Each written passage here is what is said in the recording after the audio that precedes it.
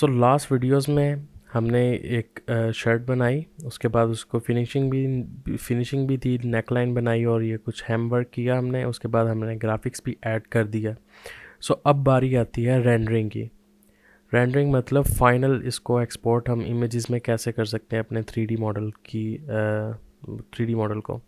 सो उसके लिए हमारे पास यहाँ पर इस बार में इन टूल्स के अंदर ये रेंडर का ऑप्शन है। जैसे मैं रेंडर के ऊपर क्लिक करता हूँ तो एक दफ़ा फिर एक रेंडर का ऑप्शन आ रहा है और ये बाकी जो है अभी हम इस्तेमाल नहीं कर रहे। रेंडर के बाद रेंडर दोबारा इसके ऊपर क्लिक करेंगे तो ये 2D विंडो की जगह पर हमारे पास एक और पैनल खुल जाएगा, जो कि हम इसको रेंडर पैनल भी कह सकते हैं। सो आप सोच रहे होंगे 2D विंडो कहाँ गई अब। अगर आपको 2D विंडो चाहिए हुई तो फिर आप क्या करें। तो उसके लिए आप यहाँ बॉटम पर आएंगे तो यहाँ पे हमारे पास 2D पैटर्न विंडो भी है और रेंडरिंग विंडो भी है। ठीक है, अब मैं 2D पे क्लिक करता हूँ तो मैं 2D विंडो में वापस जा रहा हूँ और यहाँ पे रेंडर पे क्लिक करता हूँ तो फिर दोबारा वापस मैं रेंडर पैनल में आ रहा हूँ। सो यहाँ पर मैं आपको बेसिक्स में अभी फ़िलहाल सिखा रहा हूँ रेंडरिंग। ठीक है, तो इसके लिए मैं ये वाला पार्ट बिल्कुल छोड़ रहा हूँ। ठीक है, ये राइट वाला, और इनमें से मैं अभी ये टॉप के छोड़ के ये 1 2 3 4 ये वाले मैं आपको बता रहा हूँ, और ये नीचे आप रहने दें, ये भी हमारे काम का नहीं है। ये वाले 4 जो ऑप्शंस हैं मैं फ़िलहाल इन्हें इस्तेमाल कर रहा हूँ। सबसे पहले ये इमेज जो हम एक्सपोर्ट करेंगे यहाँ से, ये उसकी सेटिंग्स है। मैं इसके ऊपर जैसे क्लिक करता हूँ इस बटन के ऊपर तो ये प्रॉपर्टी एडिटर के अंदर उसकी अलग से प्रॉपर्टीज़ आ जाती हैं। अब यहाँ पर ये एक इसकी हेडिंग समझ लें, वो है इमेज या वीडियो। ठीक है, अब इमेज वीडियो में हमें चूज़ करना पड़ेगा हम इमेज बना रहे हैं या टर्नेबल इमेजेस ले रहे हैं। इमेज मतलब फ्लैट इमेज जो हमने इधर सेट की होगी 3D विंडो के अंदर। अब मैं आपको एक बात समझाता हूँ। अब 3D विंडो के अंदर मैंने जितना भी इसको जूम इन या जूम आउट किया होगा 3D मॉडल को अपने को, वही फाइनल इमेजेस में इधर हमें शो होगा। मतलब फाइनल इमेज उसी एंगल, मतलब इस एंगल में किया है और इतना जूम किया हुआ है मैंने, तो इतना ही फाइनल में रेंडर हो जाएगा। ठीक है, अब मैं इसको दोबारा फ्रंट व्यू के ऊपर लेके आने के लिए मैं यहाँ से अपने कीबोर्ड से 2 प्रेस करता हूँ, बटन 2। तो ये फ्रंट के ऊपर आ गया। फिर मैं इसको थोड़ा सा जूम इन कर लेता हूँ तो ये यहाँ पर समझ मैं इधर अपनी एक रेंडर इमेज चाहिए मुझे, तो मैं ये इधर सेट कर देता हूँ स्क्रीन पे। 3D पे सेट करने के बाद ये इमेज यहाँ से, अब मैं यहाँ से इमेज सेलेक्ट कर लेता हूँ।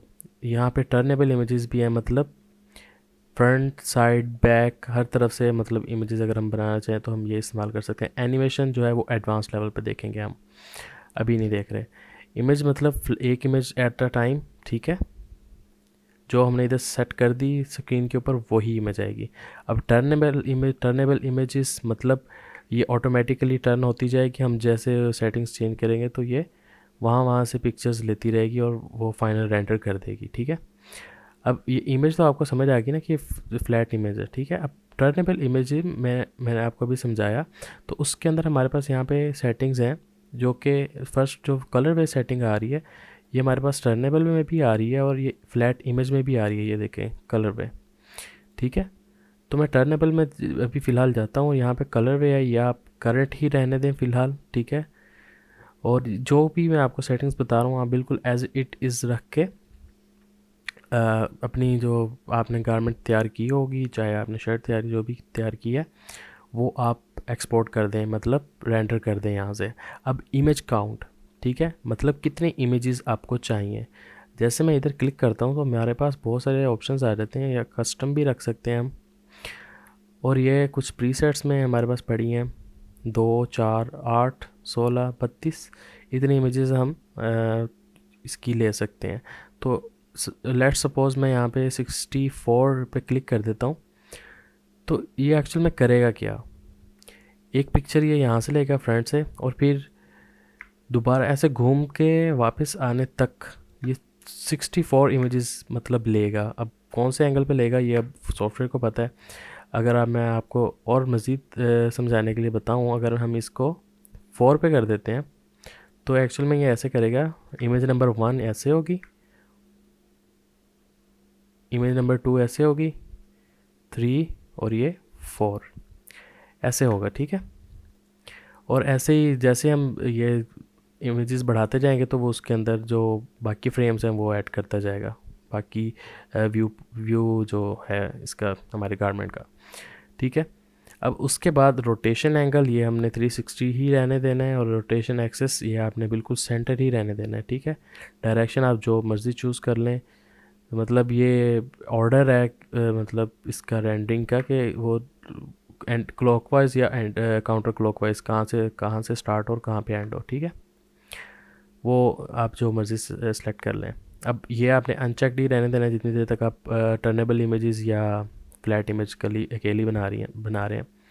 ठीक है, इमेज साइज़ यहाँ पे हो सकता है आपको बाय डिफ़ॉल्ट इनमें से कुछ ये शो हो रहा हो। ठीक है, आपने घबराना नहीं है, और यहाँ से इसी इमेज साइज़ के पैनल के अंदर आके आपने यहाँ से विड्थ और हाइट इसकी चेंज कर देनी है, या तो आप इधर से ये भी चूज़ कर सकते हैं, लेकिन मैं आपको ये कहूँगा कि आप इसको स्क्वायर में रखें। ठीक है, 1920 बाय 1920 इसको अगर हम रख दें, अभी फ़िलहाल ये मेंटेन रेशो रखा हुआ तो मैंने इसको उस हिसाब से ये खुद ही ऑटोमेटिकली हो गया। इसको मैं फ़िलहाल अनचेक कर देता हूँ और मैं विड्थ और हाइट दोनों सेम कर देता हूँ 1920। ऑलराइट, सो उसके बाद बैकग्राउंड आ जाता है। बैकग्राउंड में यहाँ पे ऑटोमेटिकली कोई टेक्सचर भी ऐड हो सकता है, मतलब हमारी जो फाइनल रेंडरिंग होगी उसके बैकग्राउंड के ऊपर या कोई बैकग्राउंड ऐड कलर या कोई चीज़ ऐसी ऐड हुई पड़ी होगी, या इसके अलावा हम अपनी मर्ज़ी से भी कोई कलर यहाँ से चूज़ कर सकते हैं। टेक्सचर जो है अगर होगा तो आपने यहाँ से इसको डिलीट कर देना है। ठीक है, और ये ट्रांसपेरेंसी आपने ऑन रखनी है।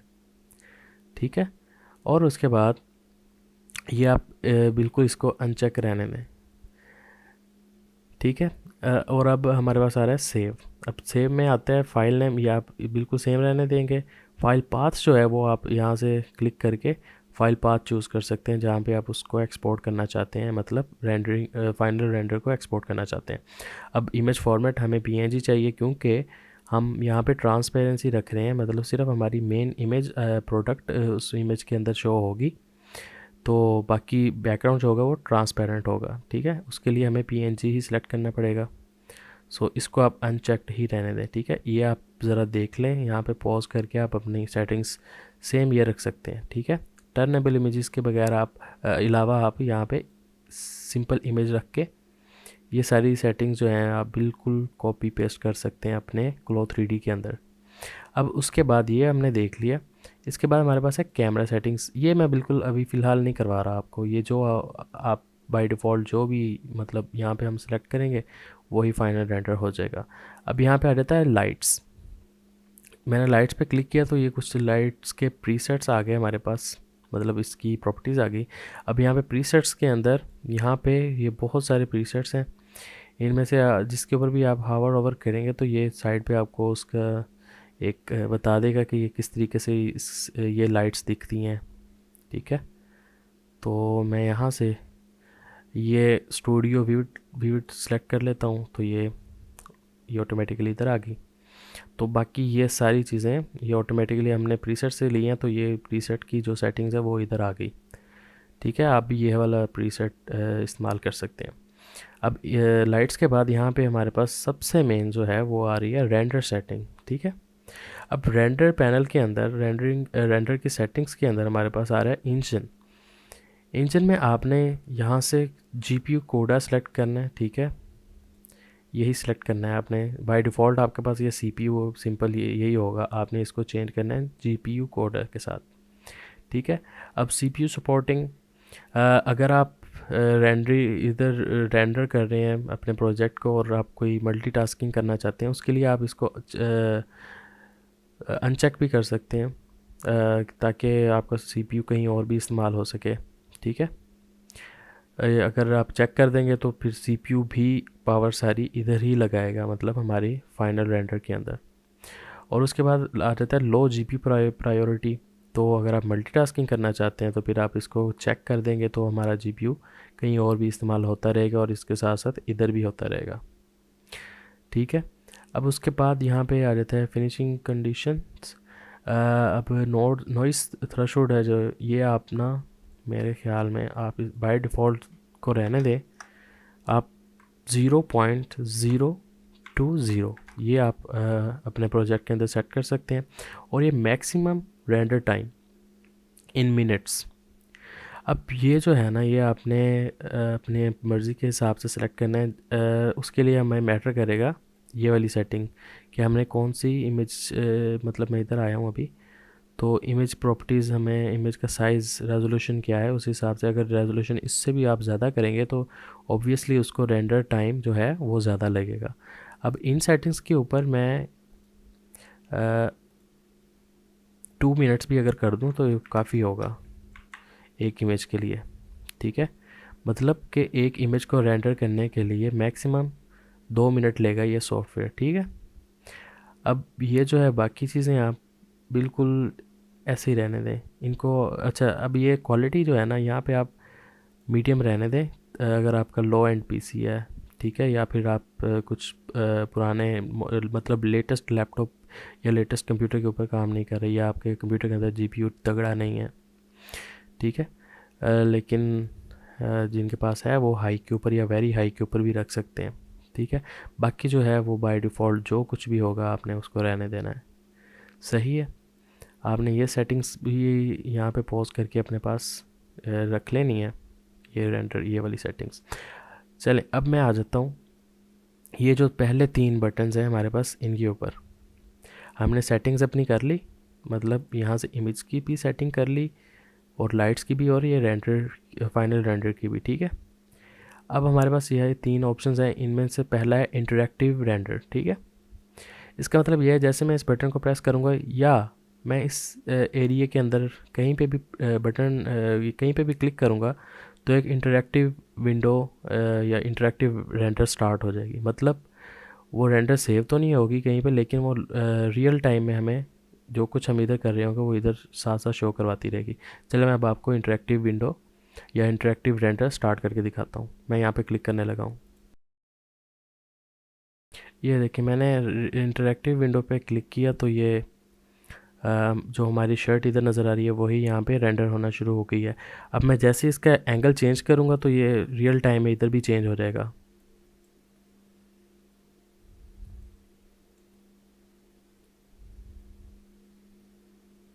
ये देखें,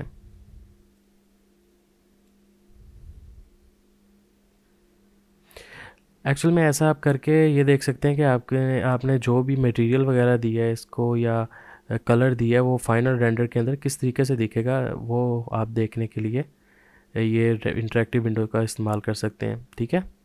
और अगर और फिर जब ये इंटरेक्टिव विंडो या इंटरेक्टिव रेंडर स्टार्ट चल रही होगी तब आपका सीपीयू जीपीयू दोनों चीज़ें बहुत ज़्यादा इस्तेमाल हो रही होंगी। और अगर आप दोबारा से कुछ काम करना चाह रहे हैं इसी के ऊपर या 2D विंडो के अंदर जाके आप कुछ काम करना चाह रहे हैं तो आप यहाँ से इसको, ये स्टॉप का बटन भी है यहाँ पे, ठीक है। इसको क्लिक कर देंगे तो वो इंटरेक्टिव रेंडर जो है वो स्टॉप हो जाएगी। और अब देखें मैं एंगल चेंज कर रहा हूँ तो ये यहाँ पे कुछ भी नहीं हो रहा क्योंकि वो हमने इंटरेक्टिव रेंडर्स ऑफ़ कर दिया था। मैं दोबारा दोबारा से 2 प्रेस कर रहा हूँ और यहाँ से जूम इन कर रहा हूँ और अब बटन आ जाता है ये प्ले का। प्ले का ये मतलब है जो भी हमने सेटिंग्स यहाँ पे और लाइट्स की और रेंडर की हमने दी हैं, ये टाइम दिया है, उसके हिसाब से रेंडर प्ले हो जाएगा, ठीक है। और रेंडर हमारा फाइनल बन जाएगा। चलिए अब मैं प्ले कर देता हूँ। पहले मैं ये देख लूँ मैंने इधर क्या सेट किया हुआ है। ये देखें, मैंने सिंपल इमेज सेलेक्ट की हुई है जो कि जो एंगल मैं यहाँ पे सेट करूँगा ना वही इधर फाइनल रेंडर होगा ये प्ले बटन दबाने के बाद। ऐसा करता हूँ मैं थोड़ा सा इसको एंगल में ले जाता हूँ ये इधर, और मैं यहाँ से प्ले बटन प्रेस करने लगा हूँ और ये फाइनल जो रेंडर है वो स्टार्ट हो गया है हमारी शर्ट का। और अगर आप यहाँ पे इसी रेंडर पैनल के अंदर या रेंडर विंडो के अंदर यहाँ नीचे देखें तो ये एक टाइमर चल रहा है और ये हमें बता रहा है कितनी इमेजेस हैं। एक एक हमने सेट की थी, सिंपल इमेज पे रखा था, तो एक में से एक रेडी हो गई है, मतलब एक ही थी। और ये परसेंटेज बता रहा है कितनी परसेंट रेडी हो गई है, रेंडर हो गई है। और देखें हमने यहाँ पे टाइम जो है ना वो 2 मिनट्स हमने सेलेक्ट किया है और ये मेरे ख्याल में 2 मिनट से पहले पहले या 2 मिनट के अंदर ही ये रेडी हो जाएगा, या समटाइम्स ये थोड़ा मिनट से थोड़ा सा ऊपर भी ले सकती है। वो डिपेंड करता है कि वो कितनी पावर ले रही है। देखें वीडियो मैंने फास्ट फॉरवर्ड कर दी थी, तो अब जैसे ही ये 2 मिनट और 11 सेकंड के अंदर ये हमारी 2 मिनट हुए हैं या तो ये कंप्लीट होगी। और कंप्लीट होने के बाद ये हमारे पास एक पॉपअप विंडो आई है जिसके ऊपर बता रहा है जो भी आपने इमेज या वीडियो थी वो सेव हो चुकी है। और अब यहाँ से हम इसको कैंसिल भी कर सकते हैं, इस नई विंडो को, छोटी सी को। और या तो फिर हम यहाँ से ओपन द फोल्डर क्लिक करके यहाँ पे हमारे पास ये फाइनल इमेज भी आ गई है, ये थी प्रोबेबली। ठीक है, तो ये प्रोजेक्ट मैंने बनाया था। चलें, ठीक है। तो इस तरीके से आप कोई भी अपने गारमेंट रेंडर कर सकते हैं। So thanks for watching.